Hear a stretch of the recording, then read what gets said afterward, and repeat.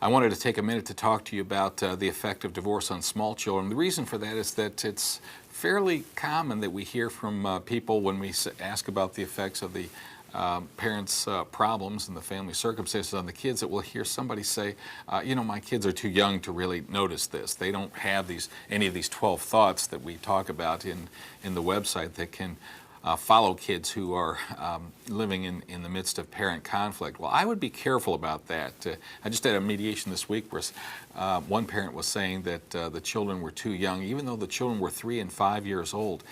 I am absolutely certain that 3-year-olds and 5-year-olds are deeply affected by the quality of the relationship between their parents. And in fact, there's research suggesting that children as young as 10 to 12 months can pick up on the vibrations of conflict between their parents and to be deeply, deeply affected by those. So I want you to know two things. Number one, I think that small children do pick up things.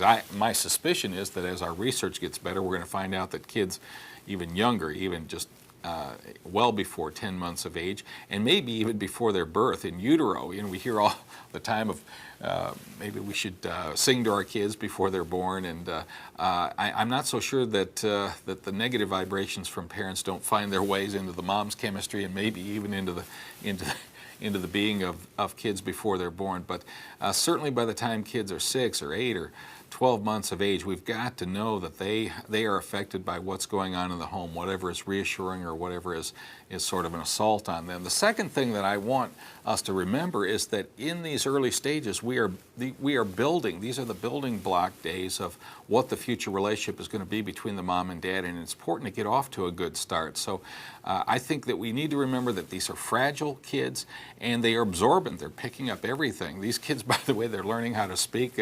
I think they certainly are also learning the lessons of how safe the world is and how safe are the people I love and who care about me. How safe are they together?